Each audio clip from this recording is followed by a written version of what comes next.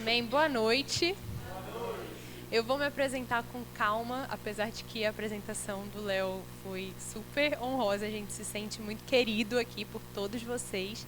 Mas eu queria emendar nesse fluxo de oração, aproveitar, porque realmente a presença de Deus intensificou bastante e eu não queria perder esse momento. Então eu vou convidar vocês para fechar o seu olho e conectar mais uma vez com aquilo que Deus está falando. Senhor, muito obrigada, porque a sua presença está no meio da sua igreja. Senhor, muito obrigada, porque onde dois ou mais se reúnem, ali o Senhor também está. Muito obrigada porque o Senhor tem falado com essa igreja, porque o Senhor tem edificado essa casa aqui nessa cidade. O Senhor tem edificado individualmente cada pessoa que tem batalhado em jejum e oração, mas também como igreja. Senhor, eu oro agora e eu convido vocês a orarem isso também. Que o Senhor comece a intensificar a sua voz dentro de cada coração. Comece a intensificar a sua voz hoje, nessa noite de palavra, mas também durante esse tempo. Senhor, que assim como os discípulos estavam esperando ativamente, e não apenas marcando o tempo, mas eles estavam reunidos em oração no cenáculo, esperando o seu Espírito Santo ser enviados. Esses discípulos de hoje, Senhor, estão aqui se reunindo, Pai. E eu oro para que o Senhor envie, não com palavras, mas com poder, um novo tempo para que essa igreja pregue, para que essa igreja se levante, para que essa igreja seja ainda mais relevante, Senhor. Em nome de Jesus, eu oro também, Pai, para que os nossos corações sejam abertos e a sua palavra gere transformação em nós. Em nome de Jesus. Amém. Amém. Agora sim, boa noite. Como o pastor Léo falou, eu sou a Paula e já tem alguns anos que a gente vem aqui em Botucatu, lá para o IDM. E agora também para a Igreja Actos, né? Que a gente também viu nascer. Somos uns padrinhos de longe ali, né? Mas a gente participou também desse processo. E é incrível e tem tudo a ver com o que o Espírito Santo colocou no meu coração para falar com vocês hoje. E é incrível ver como aquilo, os nossos passos de fé e obediência se transformam nas sementes que a gente joga e nos frutos que outras pessoas colhem de nós. Então, quando nós damos passos de fé e obediência, nós recebemos semente. E nós plantamos essas sementes. E é uma honra muito grande para nós ver já tão rápido os frutos dessas sementes acontecendo nessa igreja. E hoje, o que Deus colocou no meu coração para falar com vocês é a respeito do amadurecimento da fé. De uma fé madura. Não apenas uma fé que começa explosiva, mas uma fé que continua explosiva de forma madura. Existe esse mito, eu não sei se vocês já ouviram falar, né? Quando o tempo passa, a fé esfria. Vai ficando velho, a fé esfria. Quando casa, diminui a intensidade. Quando tem filho, aí não tem mais tempo, aí a fé esfria. Eu cresci ouvindo isso na igreja. Né? Você é assim porque você é jovem, vocês são jovens, vocês vão viajar. Eu e meu marido, né? Nós desde que a gente se conheceu na igreja, nós temos essa paixão por pregar o evangelho, por viajar e falar o que Deus está trazendo em vários lugares. E a gente fazia isso quando era jovem, a gente ia para uns lugares que eu nunca nem tinha ouvido falar. E as pessoas falavam, porque vocês são jovens, é muito lindo ver vocês são jovens. Mas sempre com essa conotação de um dia vocês vão ser velhos, vocês vão casar, vocês vão ter filhos, vocês vão construir a vida e isso vai acabar. A gente cresceu ouvindo isso. E a gente não cresceu com as referências que a gente tem hoje, que vocês também estão vendo aqui, né? Pessoas de várias gerações. Mas o nosso Deus é um Deus geracional. É um Deus de família. É um Deus de crianças, de idosos, de jovens, de adultos, de todas as fases. E hoje nós estamos aqui com uma fé muito mais madura e muito mais apaixonada do que há 15, 20 anos atrás. Não parece, não, mas eu não sou mais jovem, brincadeira. Mas nós não somos mais tão jovens quanto a maioria que nós estamos vendo, né, por aí, vivendo o ministério. Mas nós estamos vendo generais da fé, homens e mulheres de Deus, com uma fé madura, construindo coisas que nós, como um pouco mais jovens que esses, nunca imaginamos que poderíamos viver. Nós estamos literalmente surfando na onda de generais de Deus com uma fé madura. E Deus colocou no meu coração para trazer nesse período de jejum e oração. Eu ouvi dizer, né? E agora, novamente, eu ouvi o testemunho, que vocês estão num período intenso de jejum e oração, como igreja. E esses períodos são muito poderosos. Lá em Ubatuba, no início do ano, nós tivemos também um período de jejum coletivo e turnos de oração, e bem parecido, né, com o que Deus está fazendo aqui, para Deus trazer um direcionamento para a igreja, uns romperes e tudo. E foi muito poderoso. Durante esse período, a gente tinha nos turnos de orações livros de registros de palavras proféticas. Então, as pessoas iam, oravam e registravam aquilo que Deus colocava no coração delas. E a maioria era anônimo. Um dia, os pastores foram pegar esses livros para lerem, né, dos registros, e eles leram uma palavra, uma visão de que Deus estaria dando um presente para eles, e a pessoa que não se identificou via Deus colocando um presente, e era literalmente no aniversário de 4 anos da nossa igreja. E aí, assim que acabou o período de jejum e oração, a gente fechou o aluguel de um espaço novo, né?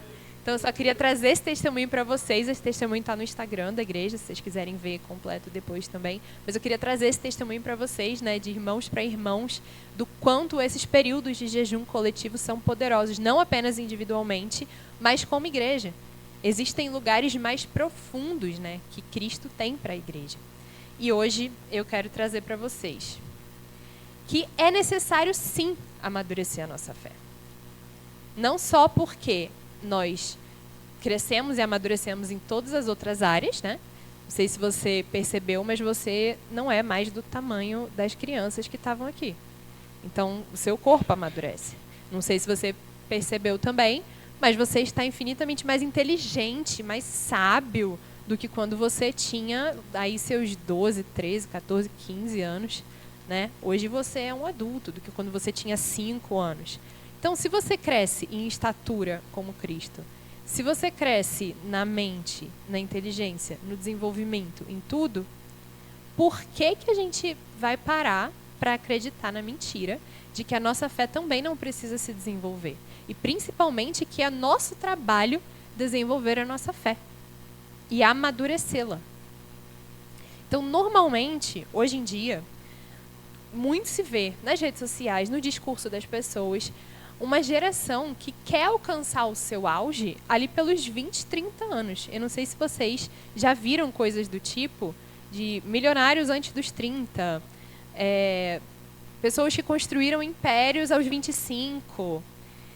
E muito se fala sobre essa corrida de você alcançar tudo muito cedo. Mas pensa comigo, se você alcança o seu auge aos 25, 30 anos, o que você vai fazer depois? Né? E é isso, já parou para pensar? Tem bastante gente aqui com mais de 30, inclusive eu, mas também tem bastante gente com menos, pelo menos parece, né?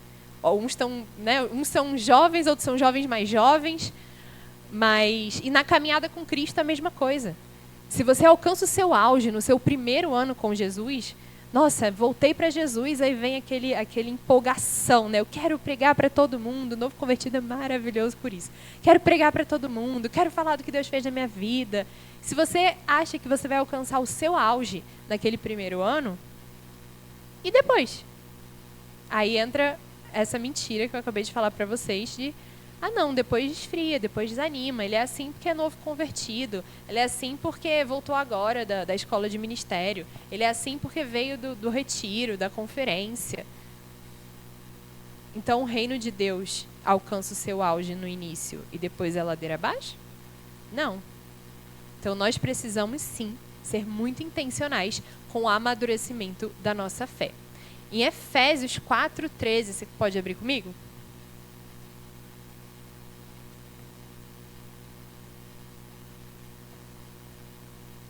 Vou dar um tempinho para todo mundo abrir. Fazer aquela piada, né? Quem abriu, fala amém. Quem não abriu, fala escola bíblica. A gente faz muito essa piada na igreja porque eu e o Vinícius, a gente lidera o Instituto Bíblico Alto Mar, né? Então, todas as vezes que a gente fala para o pessoal abrir, a gente fala, quem não abriu ainda, fala Instituto Bíblico. Aí, pode se inscrever. Né? Então, eu não posso perder a piada.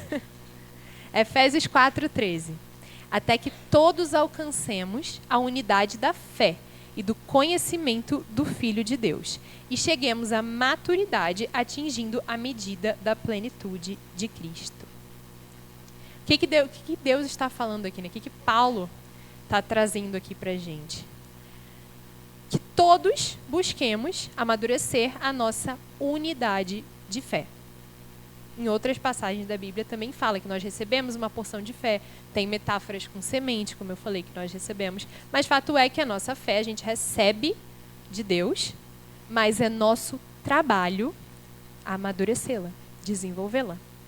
Não é algo que a gente vai ficar sentado esperando que Deus vai fazer crescer sozinho, né? O fermento da massa, na verdade, fermento na Bíblia não tem uma conotação muito boa, mas vamos dar uma licença poética aqui. O fermento faz a massa crescer, mas você precisa sovar a massa. Você precisa amassar, você precisa misturar. Você precisa botar ali para descansar a massa também. Tem as fases, os momentos que você precisa. E aí, se você colocar o fermento na massa e simplesmente não fizer nada, ela não vai crescer. Você precisa misturar, bater, sovar. Tem massa que precisa passar ali da noite para o dia descansando, né? Então, a nossa fé é como essa massa. Deus dá o fermento, Deus dá o crescimento, mas a gente precisa exercitar. Eu queria que você abrisse comigo agora. A gente vai abrir muito a Bíblia, tá bom? Tá bom? Eu gosto de abrir a Bíblia. 1 João 2,14. Isso porque a gente está só na introdução. A gente nem começou ainda as passagens que vamos aprofundar hoje. Isso eu estou só convencendo vocês de que você precisa amadurecer a sua fé. Eu não, né? O Espírito Santo. Não sou eu que convenço. 1 João 2,14. Filhinhos, eu escrevi a vocês porque conhecem o Pai. Pais, eu escrevi a vocês porque conhecem aquele que é desde o princípio. Jovens, eu escrevi a vocês porque são fortes, e em vocês a palavra de Deus permanece, e vocês venceram o maligno. Filhinhos, pais, jovens, a gente está vendo aqui 3 fases diferentes, 3 gerações diferentes, 3 momentos de vida diferentes. Filhinhos, eu escrevi a vocês porque vocês conhecem o Pai. É aquela pessoa que acabou de conhecer o amor do Pai. Que ela não conhecia Jesus, ela ainda é um bebezinho, um filhinho. Uau, conheci o amor do Pai. Não sei vocês, mas uma das primeiras coisas que eu fui impactada depois que eu conheci Jesus foi o amor do Pai. Né? Nossa, eu sou amada, minha identidade. Normalmente é bem no início que a gente tem essa revelação, né? E a gente percebe, uau, eu sou amada, eu tenho um propósito, Deus me conheceu desde o ventre da minha mãe, e a gente começa a perceber que nós não somos erros, que nós não estamos perdidos na vida, que Deus sonhou conosco, e nós começamos a talvez nos sentir amados pela primeira vez, ou sentir amados tão profundamente. Esse é o primeiro impacto da vida cristã. A primeira coisa que Jesus faz na nossa vida é falar, olha, você não é um órfão, você é um filho, e você é amado, né? E aí ele continua na geração. Eu vou filhinhos, jovens e pais, para a gente ir em ordem cronológica. Jovens, eu escrevi a vocês porque vocês são fortes. O filhinho é forte? Ainda não, né? Ele ainda está se fortalecendo. Ele precisa praticar um exercício. Meu filho tem 3 anos. E ele é forte para a idade dele até. Mas, se eu for brincar com ele de lutinha, se eu não deixar, eu vou ganhar. Um dia, eu nem vou mais brincar assim com ele, porque ele vai ser mais forte que eu, né? Talvez o pai dele brinque, mas eu tenho que aproveitar enquanto ele é pequenininho. Ainda é frágil.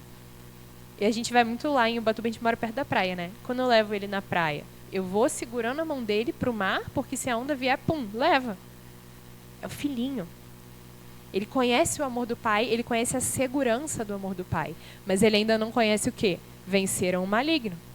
Os filhinhos ainda não lutaram e venceram contra alguns males que o jovem, que é a pessoa que já amadureceu um pouco na fé, já passou. Então você vai amadurecendo na fé, você vai aí vencendo batalhas, vencendo processos na sua vida, aprendendo a perdoar, aprendendo a ser menos orgulhoso, aprendendo a quebrar as mentalidades erradas. Você vai vencendo o mal na sua vida. e batalhando. E, né, às vezes a gente não se sente que está vencendo muito, não, né? Mas é por isso que a Bíblia reafirma aqui, né? Jovens, eu escrevi a vocês porque vocês são fortes. A palavra de Deus permanece em vocês e vocês venceram o mal. É aquela pessoa que está nesse processo de, eita, tem um negócio aqui que eu preciso batalhar e vencer. Tem uma área da minha vida aqui que eu preciso a palavra de Deus, eu preciso de uma revelação maior da palavra de Deus, porque eu preciso de uma transformação nessa área. A gente está no processo de amadurecimento. E, ao mesmo tempo, tem pais, né? Aqui, nessa passagem aqui, são os mais velhos. Ai, é lindo. Eu escrevi a vocês porque conhecem aquele que é desde o princípio. Os filhinhos conheceram o pai, mas os pais conhecem quem Deus é desde o princípio. Porque o amadurecimento da nossa fé, ele nos faz não apenas ter um contato, uma experiência com o amor de Deus, mas ele nos faz conhecer sobre quem Deus é, o caráter dele, sobre os princípios dele. O amadurecimento nos leva a perceber detalhes de Deus, intimidade. Conhecem quem Deus é desde o princípio, que ele é imutável, as coisas que ele fez.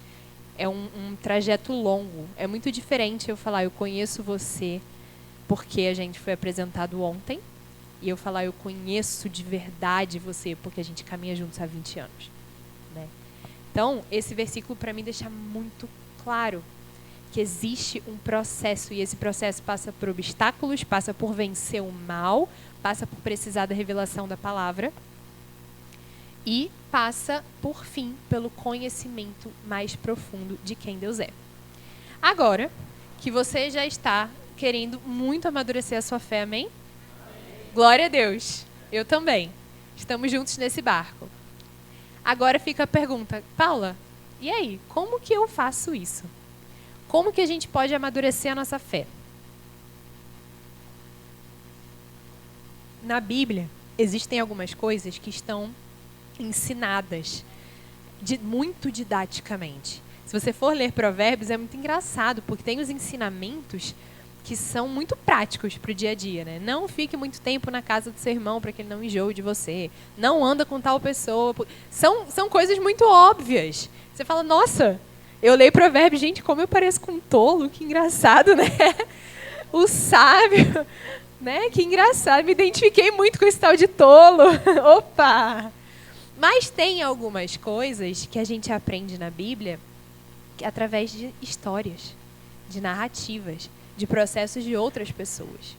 E uma coisa que a gente tem, um privilégio que nós temos hoje como uma geração que já tem a Bíblia completa ali, é poder aprender com o acerto e com o erro dos outros. Imagina a primeira geração da igreja, na igreja de Atos, ali, fazendo igreja pela primeira vez. Eu fico imaginando Eva, quem aqui é mãe? Obrigada. Ó, imagina a Eva engravidando pela primeira vez. Eita, que é isso? O que está acontecendo aqui?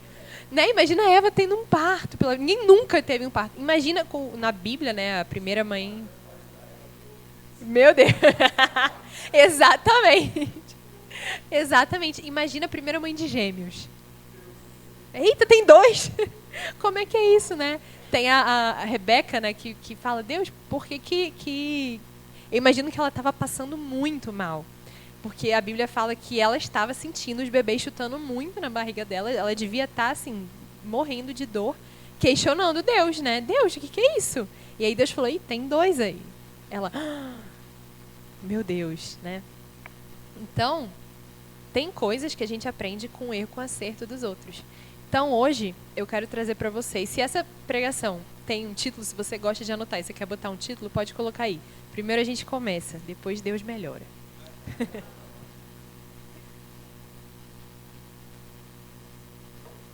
Eu quero trazer um pouco da história de Josué.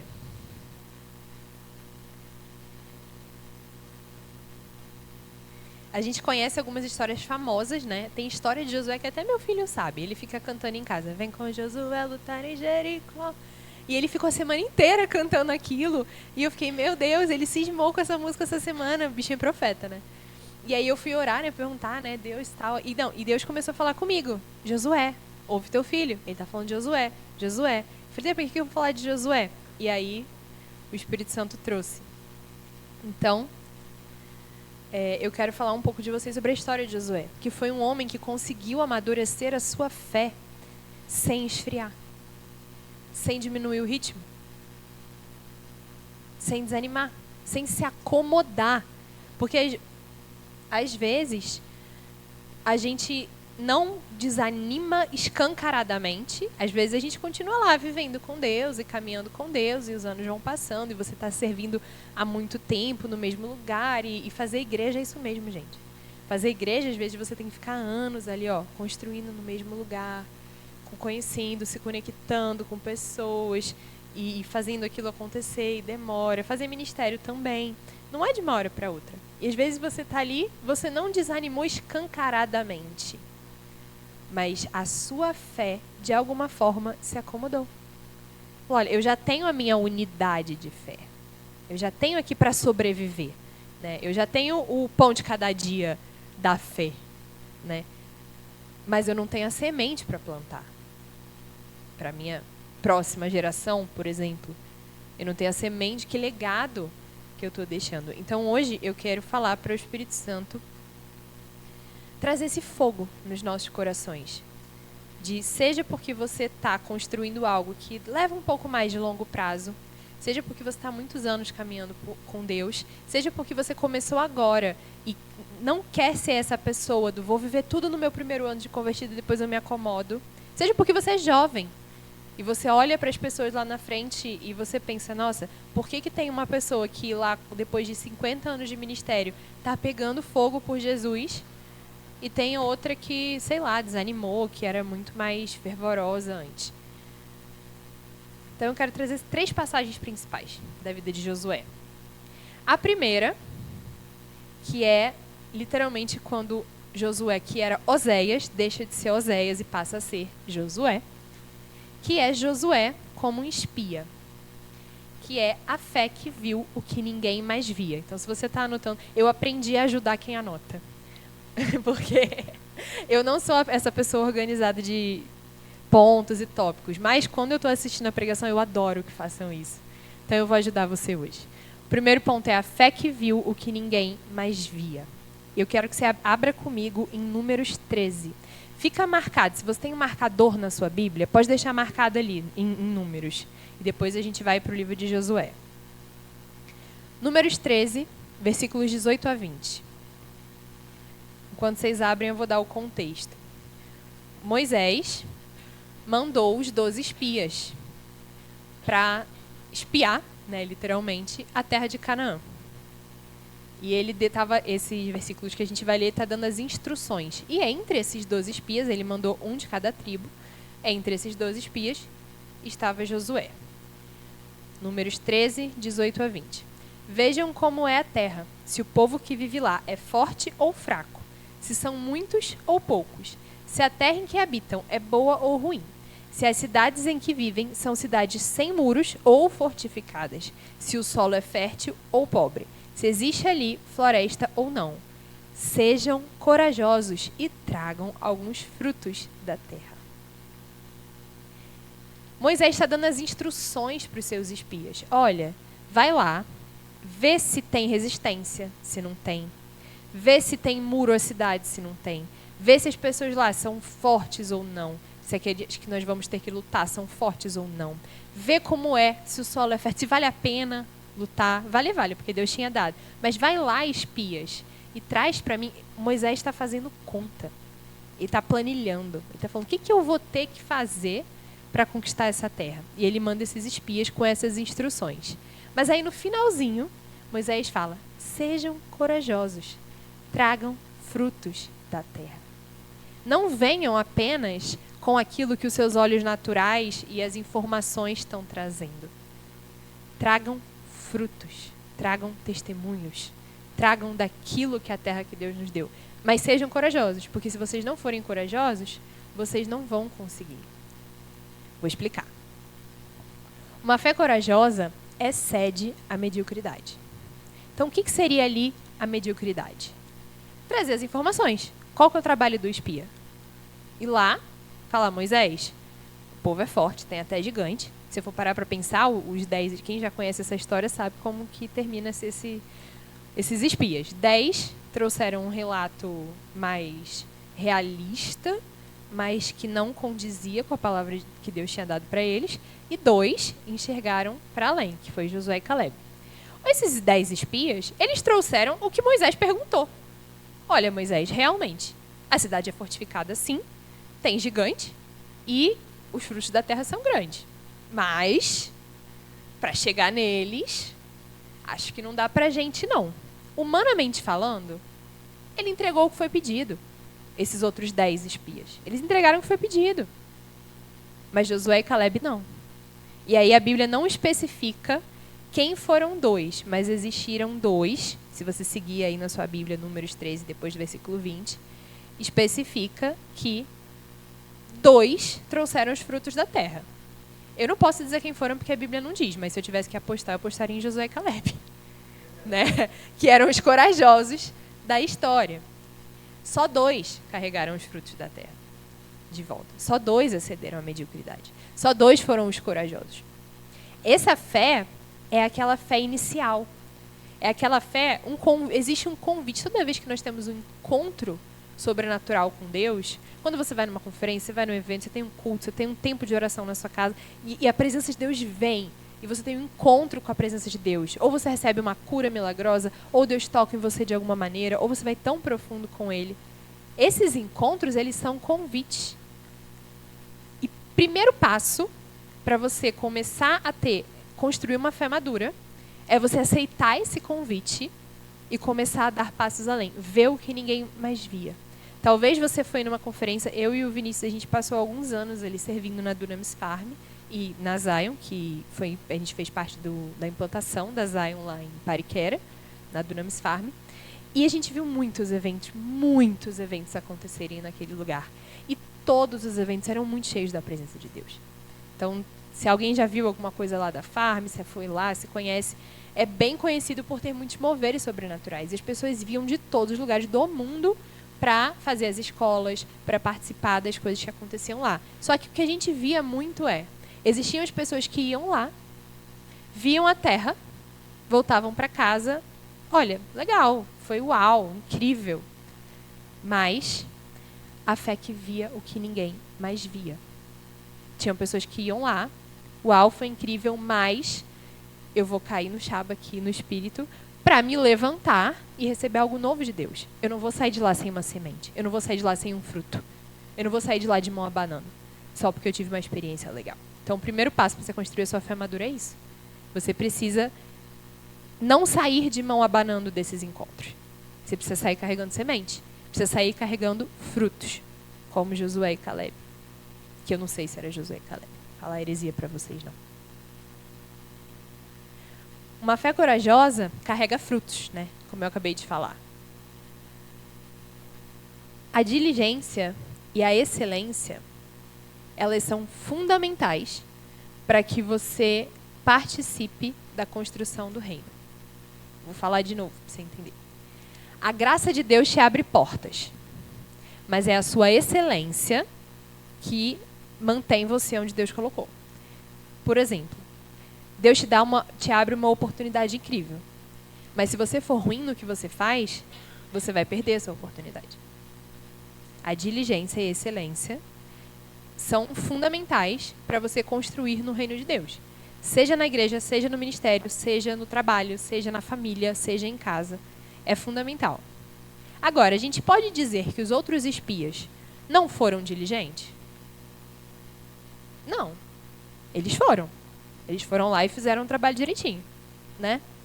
Muitas vezes, a gente é diligente, a gente é excelente, mas não permite que esse processo nos gere frutos. Então, mais um passinho da fé que viu que ninguém mais viu. Esse período, os espias passaram 40 dias lá, fazendo essa sondagem da terra de Canaã. 40 dias na Bíblia 40 na Bíblia é um número simbólico, é um número de ciclos. O povo passou 40 anos no deserto. Jesus passou 40 dias no deserto. Os espias passaram 40 dias em Canaã. Esse número indica que houve um ciclo e nesse ciclo houve um processo com início, meio e fim. Nesses 40 dias, ao final desse ciclo, ao final desse processo, 10 carregaram uma tarefa cumprida. 2 carregaram frutos. Então você está lá nos seus processos da sua fé, no amadurecimento da sua fé. E a gente gosta muito de falar, né? Estou no processo, eu estou num processo com Deus está trabalhando isso na minha vida. Tudo é um processo. Mas se você não sai desse processo carregando frutos, você não foi corajoso. Porque carregar frutos, você precisa doer. A semente precisa ir no chão e morrer para gerar fruto. Você precisa morrer para você. Quando Deus coloca num processo, não é para você abraçar a sua carne e ficar, não, eu vou passar, vai acabar, uma hora vai acabar. Não vai acabar se você não deixar aquilo ser trabalhado na sua vida. A semente para gerar frutos precisa morrer. E para isso você precisa ser corajoso. Eu imagino os 2 que trouxeram frutos se arriscando lá para os gigantes que moravam lá não pegarem eles. Para eles conseguirem trazer o fruto de volta. Eles arriscaram a vida por aquele fruto. E às vezes a gente arrisca a vida para sair de um processo carregando frutos. A gente arrisca a nossa segurança de fazer as coisas do jeito que a gente achava que tinha que ser. A nossa segurança de ter o controle da nossa própria vida. Controle financeiro, controle social, controle do nosso futuro. A gente arrisca, a gente precisa deixar a semente cair no chão e morrer, como a Bíblia fala, para conseguir carregar fruto. Isso a gente está só na juventude da fé ainda, tá? Uma fé corajosa é uma fé obediente. Em Números 14, 9, você pode virar a sua página, a gente estava em Números 13. Agora a gente vai para Números 14. Então não precisa demorar muito, é só virar a página assim, ó. 14, 9. Somente não sejam rebeldes contra o Senhor e não tenham medo do povo da terra. Porque nós os devoraremos como se fossem pão. A proteção deles se foi, mas o Senhor está conosco. Não tenham medo deles. Isso é a fala de Josué. O povo, os outros 10 espias, voltaram e falaram, olha, tem gigante, a terra é muito difícil, se a gente tentar entrar lá, a gente vai morrer, não dá pé, Moisés. E o povo começou a se revoltar. O povo foi contaminado por aquela visão dos 10 espias. E aí Josué falou, não, pera, somente não sejamos rebeldes. Porque Deus mandou a gente entrar nessa terra. E não importa o custo, se a gente não entrar nessa terra, a gente está sendo rebelde contra Deus. Eles queriam eleger líderes para voltar para o Egito. Eles queriam ir ao oposto da palavra de Deus. E Josué fincou o pé na obediência. Na obediência radical. Na obediência à palavra de Deus e na obediência à visão de Moisés. Olha, eu não vou arrumar outro líder porque Deus levantou Moisés e eu não vou voltar para o Egito porque Deus mandou ir para Canaã. E se a gente for rebelde, vai dar ruim. E por fim, do ponto 1, a fé corajosa custa algo. No versículo seguinte, no versículo 10, fala, mas a comunidade toda falou em apedrejá-los. Apedrejar Josué e Calebe, porque eles não queriam voltar para o Egito, eles queriam entrar em Canaã mesmo assim. Então a glória do Senhor apareceu e a todos os israelitas na tenda do encontro. Eles literalmente foram salvos pela glória de Deus. Porque se a glória de Deus não tivesse vindo e aparecido na tenda do encontro, eles iam ser apedrejados por obedecer. Então, quando você está ali no início da construção da sua fé, Josué era apenas um espia, ele era um jovem que estava servindo a visão de Moisés, começando a construir algo com Deus. Ele estava ali no meio de vários outros. Moisés tinha a equipe dele, e dentro da equipe dele tinha Josué. E ele fincou o pé na obediência, mesmo que aquilo custasse a vida dele. Ele fincou o pé em trazer frutos, mesmo que aquilo custasse a vida dele, porque quase custou. Ele quase morreu com o gigante para vir morrer com o povo, né? E ele foi além da mediocridade. Ele foi corajoso o suficiente para deixar aquilo morrer dentro dele, para ele conseguir sair carregando fruto. Esse é quando você começa a caminhar na sua fé com Deus. Existe um ponto que eu gosto de chamar de ponto de virada da fé. ponto de inflexão na fé, que é um ponto que você olha e fala, eu já abri mão de tanta coisa que não dá para voltar atrás. Na caminhada com Deus, não sei quem já teve essa sensação, né? De, cara, ou eu desisto agora, ou eu não desisto mais. Você tá ali assim, você tá na beira de um romper, mas tá custando muito. Ou eu desisto agora, assim, se for para desanimar, tem que ser agora. Se for para desviar, tem que ser agora. Se for para dar para trás e voltar para minha vida normal e viver um cristianismo de domingo só, ir lá cumprir o meu papel, tem que ser agora. Porque se eu der mais um passo, vai ser tarde demais para voltar atrás. Você já passou por isso, você sabe o que eu tô falando. Senão você vai passar, fica tranquilo. Esse ponto é isso aqui. Josué, a Bíblia, antes disso, falava de Josué. Ele estava ali, servindo a Moisés, ele ficava na tenda do encontro, na presença de Deus. Mas ali é o momento que Josué se posicionou. Ele falou, tá todo mundo querendo voltar atrás. Ou eu volto com todo mundo agora, e é seguro, porque eu não vou ser apedrejado, ou vai ser tarde demais para voltar atrás. E ele deu esse primeiro passo. É o posicionamento. Vocês estão comigo? Ok? Ponto 2. A fé que constrói visão. O primeiro passo é a fé que vê algo que ninguém está vendo. O segundo é a fé que constrói visão. E a gente vai caminhar um pouquinho para frente aí na Bíblia, para o livro de Josué.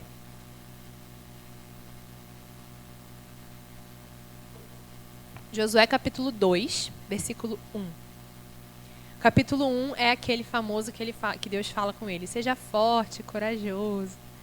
Mas no capítulo 2, começa a história. Começa as batalhas. Versículo 1. Então Josué, filho de Num, enviou secretamente de Sitim 2 espiões e lhes disse, vão examinar a terra, especialmente em Jericó. Ele fez o que ele viu Moisés fazer, né?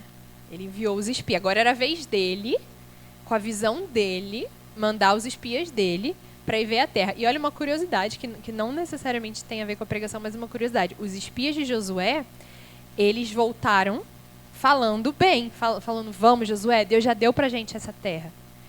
Jericó era fortificada. Jericó tinha soldados. Mas os espias de Josué aprenderam com quem? Josué fez escola, gente. Vale a pena ser fiel. Você vai colher o que você planta. Esse mesmo posicionamento que você tem com a sua liderança, um dia seus liderados vão ter com você, gente. Amém? Fechando parênteses. Josué fez escola, galera. Josué entrou em Canaã, então, primeira coisa, saiba para onde você está indo. Josué, depois que eles entraram, né, Moisés morreu, eles entraram na Terra Prometida. Eles estavam ali do lado de cá do Jordão. A Terra Prometida era do lado de lá do Jordão. Josué mandou os espias para atravessar o Jordão e ver. Aí ele fala assim, vai espiar as cidades, especialmente Jericó. Ele tinha uma estratégia. Jericó era a primeira cidade fortificada. Ele sabia para onde ele estava indo. Gente, nesse tempo que a gente liderou uma escola de desenvolvimento pessoal e liderança, e também a gente vem ensinando em algumas escolas de ministério. E a maior crise das pessoas é o que eu vou fazer da minha vida quando esse tempo acabar.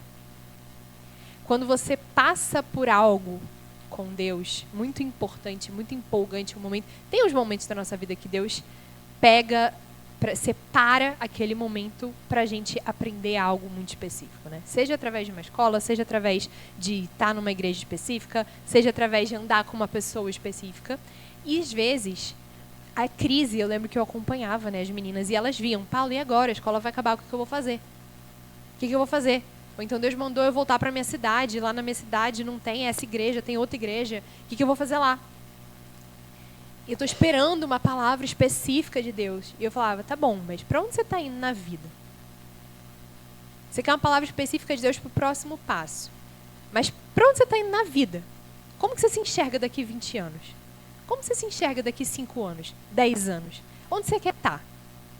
Quando a gente sabe para onde a gente está indo, 80% dessas dúvidas são respondidas. Às vezes Deus não precisa vir e falar para você qual exatamente o próximo passo que você precisa dar. Às vezes precisa. Mas às vezes não. Às vezes, quando você sabe para onde você está indo, olha, Deus me chamou para isso, isso, isso. Eu, por exemplo, e o Vinícius, desde que a gente se conheceu, uma das conversas que a gente teve no namoro foi, olha, ele falou para mim, olha, Deus me chamou para viver de ministério. Deus me chamou para viver de ministério itinerante, então a gente não vai parar num lugar só. Aí eu falei, amém, porque também faz sentido com que eu era meio nova convertida ainda estava aprendendo, não tinha linguagem para dizer, mas também era o que Deus tinha me chamado para fazer. Então, ó, a gente sabe para onde a gente está indo. Então, quando aparecem convites, oportunidades, decisões que vão ajudar a gente a caminhar para esse propósito, é um sim óbvio. A não ser que Deus fale alguma coisa. Olha, não, esse aqui não. Óbvio que a gente ora e tudo antes. Mas tem coisas que também, por outro lado, tem coisas que são não óbvio. Deus te chamou, por exemplo, para viver um estilo de vida de missões itinerantes e viver nos lugares e tal. E aí você fica chorando porque Deus fechou uma porta para você que ia te levar para o oposto disso. Ou o contrário, Deus chamou para os negócios. E você fica chorando porque Deus não deixou você viver de outra coisa. Quer que você vá para os negócios. Mas você sabe para onde você está indo? Quando a gente sabe para onde a gente está indo, fica mais fácil tomar decisão. Então, o primeiro ponto primeiro ponto do segundo ponto é você saber para onde você está indo. Porque quando a sua fé começa a amadurecer, você começa a frutificar. E quando você começa a frutificar, as oportunidades começam a aparecer. Só que cada sim que você diz é um não. Cada não que você diz para uma coisa é um sim para outra. Né? Eu poderia estar em qualquer outro lugar agora fazendo qualquer outra coisa. Eu estou fazendo o que Deus chamou para fazer. O meu propósito. É um sim que eu estou dando. Mas eu vou ficar dizendo sim para tudo? Não. Até porque eu não tenho esse tempo, nem você. Né? Hoje em dia, a vida é corrida. Muitas vezes, nessa fé um pouco mais madura, Deus não vai especificar. Às vezes a gente fica sofrendo, achando que Deus não fala mais com a gente. Mas quando eu era novo convertido, quando eu era filhinho, quando eu estava lá no início, quando eu dei os meus primeiros passos de fé, veio um anjo com a trombeta e falou que exatamente aonde que eu tinha que fazer, o que eu tinha que fazer, como que eu tinha que fazer, e quem que eu tinha que ligar, e até o ônibus que eu tinha que entrar para a cidade que eu tinha que ir. E agora Deus não fala mais comigo. Você amadureceu, parabéns. Parabéns. Hoje, se eu quiser que meu filho faça alguma coisa, eu tenho que falar tintim por tintim. Vai lá na gaveta do meio, abre, pega um par de meia azul, senta no chão, coloca um pé, depois outro pé. E às vezes nem assim. Agora, quando meu filho tiver 15 anos, eu não vou ter que explicar para ele que ele tem que pôr a meia antes do tênis, né? Pelo amor de Deus. Espero que eu não precise, porque ele amadureceu. Então, essa crise da meia maturidade da fé, Deus não fala mais comigo. Mas será que Deus não fala mais com você? Ou será que Ele já falou o que precisava falar? E isso não quer dizer que você não precisa ter fome e sede pela presença e pela voz de Deus. Mas às vezes Deus vai vir, Deus vai ficar com você, e tudo que Ele vai falar com você é: eu sou contigo. Mas você já sabe para onde você está indo. Ou deveria saber. Você vai amadurecendo a sua fé. Começa a buscar, você está construindo visão. Hoje você está talvez servindo a visão de outra pessoa, mas começa a pensar: tá bom, mas o que o Senhor me chamou para fazer na vida? Como que é a família que eu quero ter? Como que isso se parece? O que eu vou precisar construir até lá? Né? Isso vai te ajudar, vai te dar um norte para tomar decisões. Em Efésios, não precisa abrir esse, mas em Efésios 4,14 fala: o propósito é que não sejamos mais como crianças, levados de um lado para o outro pelas ondas, nem jogados para lá e para cá de todo o vento de doutrina e pela astúcia e esperteza de homens que induzem ao erro. Eu vou falar um negócio para vocês. Um dos sinais mais claros de imaturidade, tanto humana como espiritual, é aquela pessoa que toda hora ela está mudando de direção. Oba, tá acontecendo um negócio aqui, eu quero vir para cá. O avivamento tá acontecendo aqui, eu tenho uma palavra para vir para cá. Aí nem termina o que começou aqui. Ai, não, eu quero ir para lá. Vento de doutrina. A gente teve várias pessoas nas escolas que a gente liderou que chegava no meio. Ah, não, agora Deus falou para eu ir para tal outro lugar. Se Deus te der uma palavra para vir para uma escola de 1 ano, que era a que a gente liderava, eles dão uma palavra para 1 ano. Você vai terminar o que você começou. Se você quiser ir embora, você vai. Mas eu não vou dizer para você que Deus está falando uma coisa que não é bíblica. Se Deus te der uma palavra para construir um negócio, vai até o fim, cara. Vai até o fim. Eu estou empreendendo, a minha empresa hoje tem menos de um ano. Tem um ano, na verdade. E está andando um pouco devagar porque eu tenho 2 filhos. Mas eu vou até o fim. Vai até o fim. Ah, mas no meio parou de ficar empolgante. Mas não é para ser empolgante. Construir não é empolgante. Decorar aquilo que já está construído é empolgante. Mas eu não acho... Gente, é horrível. Você vai ver obra assim, de casa do zero. Aí fica meses com aquele negócio, só aqueles fincos assim no chão. E a base toda ali. Você não vê o negócio, a casa não sobe. Parece que a casa não sobe nunca, né? Quem já construiu casa fica nessa agonia. Cadê a casa? E aí, de repente, sobe tudo de uma vez. Construir nem sempre é empolgante. Mas vai até o fim. Mas para ir até o fim, você precisa calcular os riscos. No final do capítulo 2, os espias, esses que Josué mandou, eles voltam para Josué e eles falam o que eles viram. Eles contam para Josué e eles falam o que eles viram. Eles falam, em Josué, capítulo 6, versículo 1, fala assim: Jericó estava completamente fechada por causa dos israelitas. Jericó já tinha ouvido falar que os israelitas estavam vindo atacar e fechou a cidade. Jericó se preparou para essa guerra. Ninguém saía nem entrava. Então os espias contaram isso para Josué, mas eles também declararam. Eles declararam que Deus já entregou aquela terra. Então, calcular os riscos, muita gente acha que calcular os riscos é para você decidir se você vai ou não. E não é. Então, isso tem 2 extremos. Tem um lado que você vai... eu vou calcular os riscos para ver se dá, se não der eu não vou. Se não der, não era de Deus. Tipo, Deus te deu uma palavra, e aí você vai, quando você vai colocar no papel o que você vai precisar fazer para cumprir aquela palavra, e você vê que não vai dar pé no natural, aí você, então não era de Deus.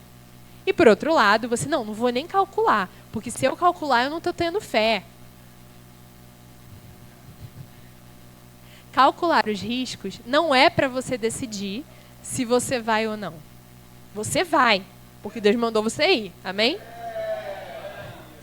Calcular os riscos é para você se preparar com o que você precisa para você fazer algo bom naquilo que você está indo fazer.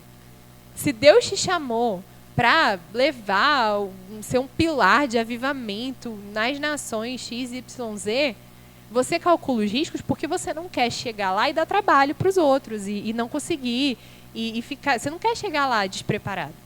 Então você calcula os riscos. Eu vou precisar de passaporte, eu vou precisar aprender um idioma, eu vou precisar de dinheiro, eu vou precisar de aprender a fazer ministério, eu vou precisar aprender a construir igreja. E, cara, se você trabalha ministerialmente, se você já teve a experiência de fazer parte da construção de uma igreja, 99% planilha, 1% ministração.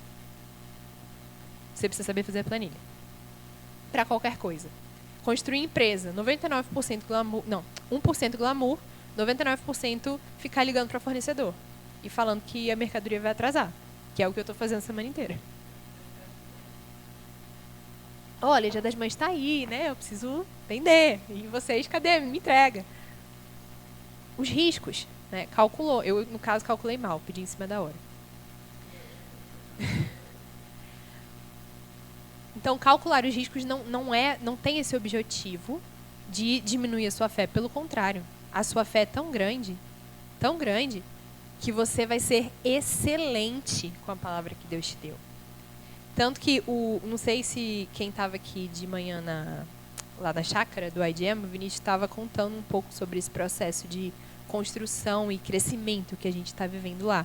Então, a gente se mudou para Ubatuba para trabalhar na administração da igreja, para auxiliar os pastores, porque a igreja está vivendo um crescimento muito grande e eles precisavam dessa ajuda mais estrutural, para a gente ajudar eles a ser mão, para ser braço, né?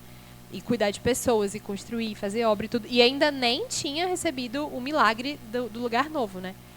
E aí, desde que a gente foi para lá, a gente recebeu várias palavras como igreja, daquilo que Deus queria fazer. Ai, Deus vai trazer crescimento, Deus vai dar tantos por cento da cidade para vocês, e vocês vão viver isso, e vai ter escola disso, e vai ter ministério daquilo, e não sei o quê. E a gente só anotou nas palavras, e só anotou nas palavras. E aí, isso assim, domingo a gente recebeu uma palavra, segunda-feira de manhã, o Vinícius, que trabalha lá full time na igreja, sentava e falava, a gente recebeu essa palavra. Vou abrir aqui a minha planilha e eu vou colocar o que a gente precisa fazer para essa palavra se cumprir. Isso é fé. Fé não é você simplesmente se jogar nas coisas sem se planejar. Isso é ser excelente com o que Deus te deu. Isso é o que Josué estava fazendo. Ele não estava ali mandando os espias para desanimar porque Jericó estava fechada. Ele estava, cara, então eu vou precisar de uma estratégia para entrar em Jericó. Jericó está fechada, é uma realidade, eu vou ter que lidar com essa realidade. Agora eu vou precisar de uma estratégia, que é o nosso próximo ponto, que é o nosso próximo ponto do ponto. Depois que você calculou os riscos, você busca estratégias em Deus. Calculei os riscos, não vai dar pé. Se você calculou os riscos e vai dar pé, e você, não, isso aqui eu consigo fazer, não é o maior sonho de Deus para você. Porque Deus não te chamaria para fazer algo que você consegue fazer sozinho, não faz sentido. Se Deus chamou para fazer algo, pode contar com o que a gente chama de o gap do sobrenatural. O gap do sobrenatural é aquilo que vai além do que você consegue fazer. Existe um gap, existe uma lacuna entre o que você consegue fazer e onde Deus quer que você chegue. Essa lacuna se chama gap do sobrenatural. Então, quando você der um passo, você, eita, aqui não tem chão, lembra, escuta a voz do Espírito Santo falando isso no seu coração. É o gap do sobrenatural. É a lacuna do sobrenatural. É aqui que Deus vai entrar. Porque se você conseguiu, calculou todos os riscos e você encontrou solução para tudo, está sonhando pequeno. Porque Deus não ia te chamar para fazer uma coisa que você não precisa dele para fazer. Porque Deus não usa pessoas para construir coisas. Deus usa coisas para construir pessoas. Então Deus não usa a gente para construir igreja, para construir ministério, para construir empresa, para construir educação, saúde, família. Deus usa essas coisas para construir a gente. E é por isso que a gente vive achando que tem que dar passos maior que a perna. A gente vive achando que Deus está chamando a gente para fazer coisas que a gente não consegue fazer. Porque essa é a verdade. Deus está chamando a gente para fazer coisas que a gente não consegue fazer. Porque é assim que a gente cresce. Então vamos lá. Busque estratégias em Deus. Josué 3:5, aquela famosa estratégia. Marche uma vez ao redor da cidade com todos os homens armados. Faça isso durante 6 dias. Então 6 dias eles iam lá, marchavam ao redor do muro, nada acontecia. 7 sacerdotes levarão cada um uma trombeta de chifre de carneiro à frente da arca. No 7º dia, marchem 7 vezes ao redor da cidade e os sacerdotes toquem as trombetas. Quando as trombetas soarem um longo toque, todo o povo dará um forte grito.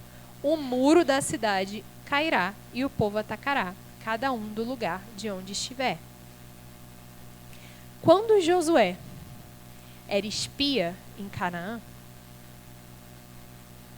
ele declarou sobre a terra de Canaã, que Deus tinha dado aquela terra para eles. Ele semeou a fé dele ali. Quando Moisés mandou aqueles 12 espias, o que Josué falou? A gente vai buscar essa terra sim, porque foi a terra que Deus me deu. Quantas coisas que Deus nos deu como povo, quantas coisas você está declarando e semeando hoje que você nem faz ideia que lá na frente você vai estar construindo. Josué talvez não imaginava que anos depois ele ia estar liderando um ataque a todas as cidades, porque depois de Jericó vieram outras, né? A todas as cidades de Canaã para a ocupação da terra. Então pensa comigo hoje, os lugares que Deus está te colocando, qual semente você está deixando lá no chão? O que você está declarando sobre aquele lugar? Mesmo que você não faça ideia daquilo. Um dia você pode estar construindo aquilo. A declaração de Josué lá atrás foi a semente para o que Deus queria construir. Agora, Josué estava em frente àquela muralha. E ele tinha 2 opções. Uma opção era Eu declarei aquilo lá porque era a visão do Moisés, era o ministério do Moisés. Quando não estava nas minhas costas, eu tinha toda a fé do mundo e eu declarava e não sei o quê. Agora que está nas minhas costas, agora eu sou mais maduro, agora eu tenho responsabilidade por pessoas, agora eu tenho que pensar nas pessoas que me servem, que me seguem, na minha família. Lá eu era apenas um jovem, era só eu, se desse tudo errado não tinha problema. Quantas vezes, né? Ou só eu que já pensei isso? Deus, agora eu tenho uma família. Deus, agora eu tenho gente que depende de mim. Deus, agora eu estou liderando um ministério. Deus, agora eu estou liderando uma igreja. E se eu der esse passo de fé e der errado? Ó, quanta gente. Ele tinha essa opção. A outra opção era: Deus não muda. E o mesmo Deus que me deu aquela semente vai me levar a construir algo maior do que eu jamais imaginei. Porque eu mudei. Josué, no caso, né? Ele era um espia, agora ele era líder do povo. Mas Deus não. Quem deu a terra foi Deus. Então, quando você chega nesse ponto de inflexão do amadurecimento da fé, você tem duas opções. Diante das muralhas, né? Deus está te chamando para construir algo maior do que você consegue. Agora tem muita coisa nas minhas costas, tem muita responsabilidade, eu tenho que pensar, tenho que ver. Antes eu era jovem, não tinha nada a perder. Ou Deus não muda. Eu podia ser jovem, mas Deus estava me levando a sério. Deus estava levando minha palavra a sério. O sapatinho que eu levantei no Descende a sério. Né? Deus ouviu. E ele falou, esse aqui, Josué, que foi lá e declarou que a terra é esse aqui que eu vou escolher. É esse aqui que eu vou chamar e é na mão dele que eu vou dar essa terra. Amém? Tá bom. E agora é o último ponto para a gente encerrar.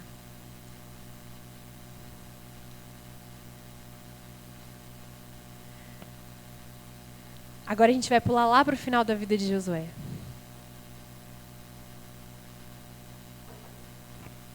Josué 24, capítulo 15.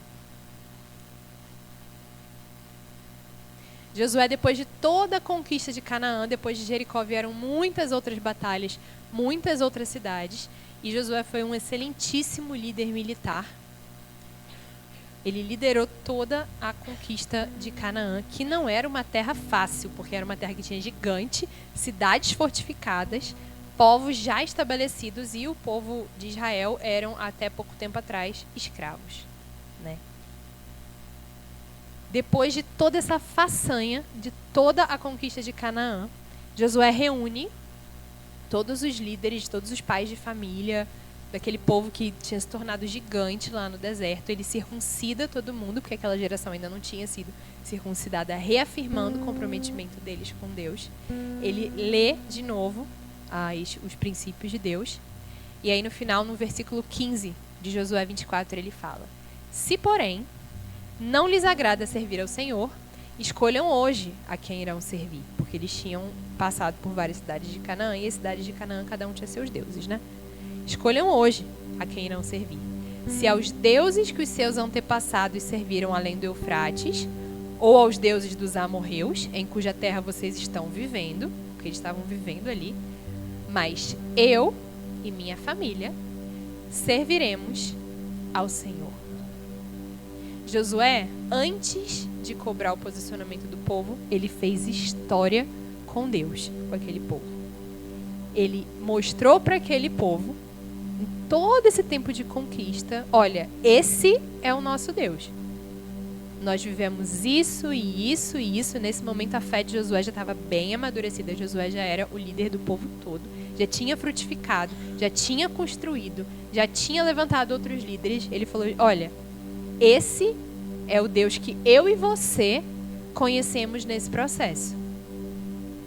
Eu e minha casa serviremos ao Senhor. Vocês, se vocês não quiserem servir ao Senhor, sirvam a quem vocês quiserem. Legado, aí esse último ponto eu não falei, é a fé que constrói legado. Legado você não impõe. Legado você constrói.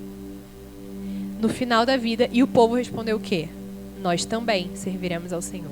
O maior legado de Josué não é uma façanha militar.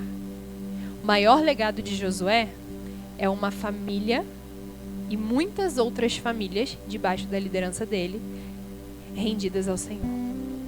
Então, a fé madura não é uma fé menos fervorosa. E eu quero convidar você para ficar de pé agora. Não é uma fé que desanimou. Não é uma fé que, de repente, ficou cautelosa demais. Mas é uma fé que aprendeu a construir. Construiu visão. Venceu o mal. Foi transformada. Gerou frutos. Batalhou e venceu. Batalhou e perdeu algumas vezes também. É uma fé que pagou preço. Que edificou outras pessoas. Que serviu outras visões. Uma fé provada e aprovada. Mas que só se tornou mais fervorosa. Até que no final da vida, logo depois que Josué faz isso, esse pronunciamento do povo, ele morre. Mas ele pôde morrer afirmando: eu e minha família serviremos ao Senhor, porque foi o legado que eu construí. E vocês? E o povo responde: eu e minha família também, assim como você, serviremos ao Senhor. E esse é o fruto, esse é o legado da fé madura. Eu quero convidar você agora, feche seus olhos. Talvez você se identificou com o primeiro momento que eu falei. Talvez você viu alguma coisa que ninguém viu. Você está começando aí nas suas experiências com Deus, você está começando a querer algo mais do que simplesmente um momento, um arrepio ou uma experiência. Você está começando a entender que aquilo não é algo que acontece no domingo na igreja, aquilo é algo que você tem como viver no dia a dia, que você precisa construir no dia a dia. Você está começando a perceber isso. Eu vou ter que morrer para mim mesmo. Eu vou ter que ir além do esperado. Eu vou ter que fazer talvez o que ninguém está fazendo. Eu vou ter que me arriscar aqui para viver isso. Mas isso é algo que eu quero no dia a dia. Ou talvez você já está vivendo isso faz alguns anos. E você tem vencido o mal na sua mente, na sua casa. Talvez você já viu milagres, já venceu batalhas, ainda luta em algumas. Você construiu algo. Já tem algumas pessoas ali que estão se mirando em você, na sua fé, que já está um pouco mais madura. Mas de repente você sente o peso da responsabilidade sobre os seus ombros. E talvez nesse momento você está questionando a sua fé. Será que é isso mesmo? Uma coisa era eu dizer um sim apaixonado para Deus lá no início, outra coisa é eu colocar esse monte de gente.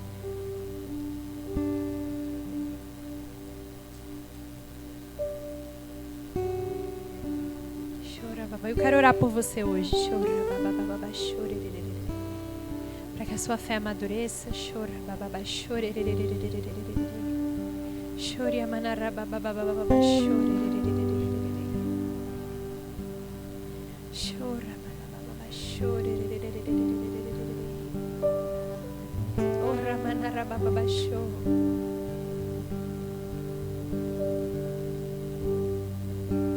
Pai, não é porque nós somos pequenos que a nossa fé precisa ser pequena.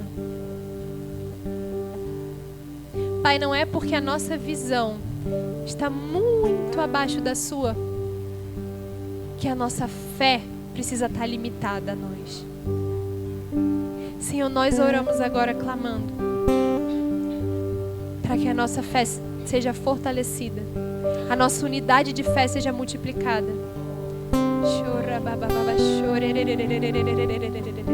Que assim como Jeremias a gente possa dizer: existe um fogo dentro de mim que não me deixa parar, que não me deixa desanimar, que não me deixa fechar minha boca, que não me deixa voltar para o Egito. Senhor, eu oro agora. Se existe alguém na dúvida, devo voltar atrás? Devo ficar parado na segurança? Ou devo dar o passo que o Senhor está me chamando para dar? Eu quero orar agora, para que o seu Espírito Santo comece a incendiar esse coração, comece a tocar esse coração.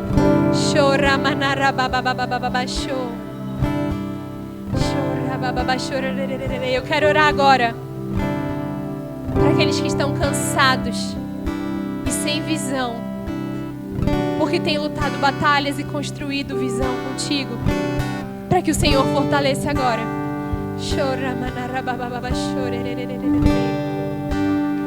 Para que o Senhor constranja.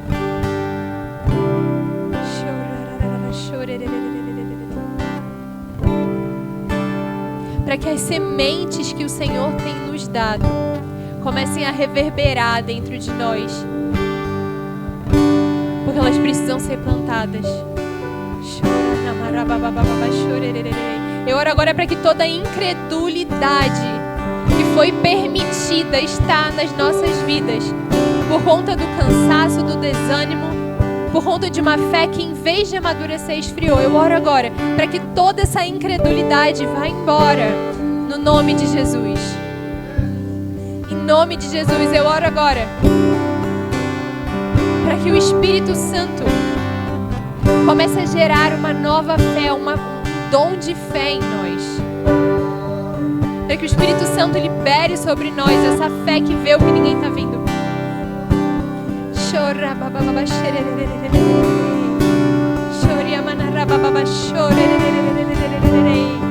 Senhor, leva a sua igreja a um novo nível de fé e risco.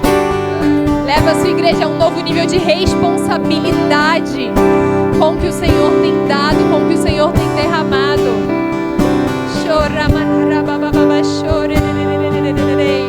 Eu sinto que algumas pessoas, você tem buscado, você tem jejuado, você tem levado a sério o seu compromisso com Deus, e você está falando: Deus, eu quero mais, derrama mais. Parece que eu estou estagnado aqui. O que eu ouço o Espírito Santo dizer para você é: para quê que você quer mais? Eu quero derramar mais, mas eu não vou derramar mais se você não estiver disposto a fazer algo com aquilo que eu tenho para derramar. Eu não vou encher sua vasilha para que ela fique cheia. Eu preciso que você transborde, porque na sua vida hoje não tem espaço para mais. Se você quer mais, começa a abrir espaço. Começa a abrir espaço na sua vida para o novo de Deus, para mais de Deus, para aquilo que Ele quer fazer. Começa a tirar o entulho, liberar o perdão, se desembaraçar daquilo que te prende.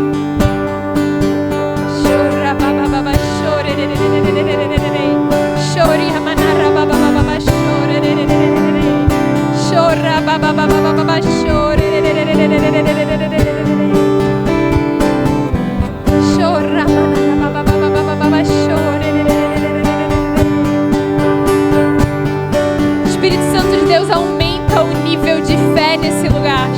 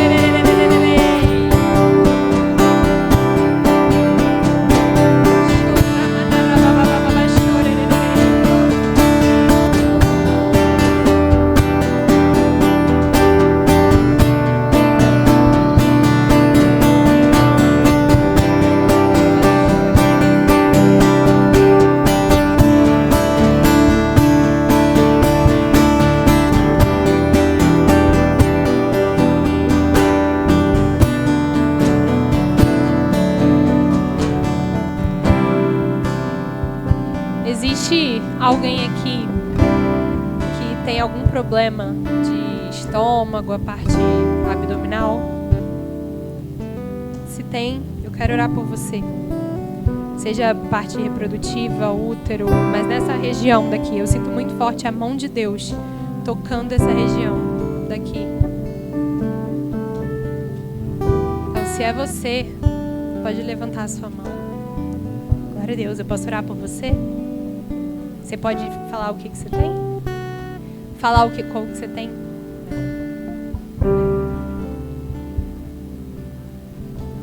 Tá bom, uma cólica abdominal muito forte, de madrugada. Tá bom, se vocês que estão aí ao redor dela, podem pôr as mãos sobre ela, como a Bíblia fala. Imporão as mãos sobre os enfermos e eles serão curados. Nós estamos caminhando em um novo nível de fé, igreja.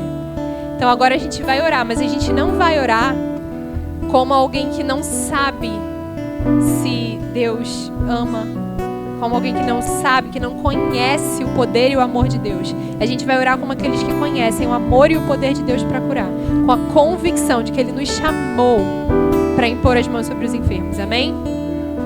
Deus, em nome de Jesus, eu oro agora para que toda cólica abdominal suma, para que em nome de Jesus ela não sinta mais dor, para que em nome de Jesus ela sinta alívio. Qualquer que seja o problema que está ocasionando essa cólica, que ele vai embora agora no nome de Jesus. E nós declaramos um alinhamento total. Em nome de Jesus, nós declaramos corpo seja curado, dor vai embora. Chora, bababá, chora de bem. No nome de Jesus, no nome de Jesus. Amém. Você está sentindo dor agora, não? Então de madrugada amanhã você conta pra gente. Tá bom? Quinta-feira você vem dar o testemunho. Amém? Come on. Glória a Deus. Glória a Deus. Senhor Deus, muito obrigada.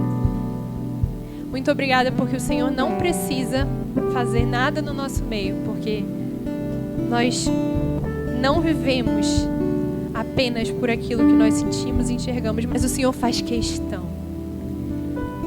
Obrigada porque o Senhor não precisa nos tocar, mas o Senhor faz questão. Porque o Senhor não precisa vir e fortalecer a nossa fé mais uma vez, depois de tudo que o Senhor já fez por nós. Mas o Senhor faz questão de habitar no meio do seu povo, nos tocar e falar conosco. Obrigada pelo seu toque, Espírito Santo. Obrigada pelo seu amor. E por aquilo que o Senhor ainda vai construir nesse tempo de jejum e oração dessa igreja. Em nome de Jesus.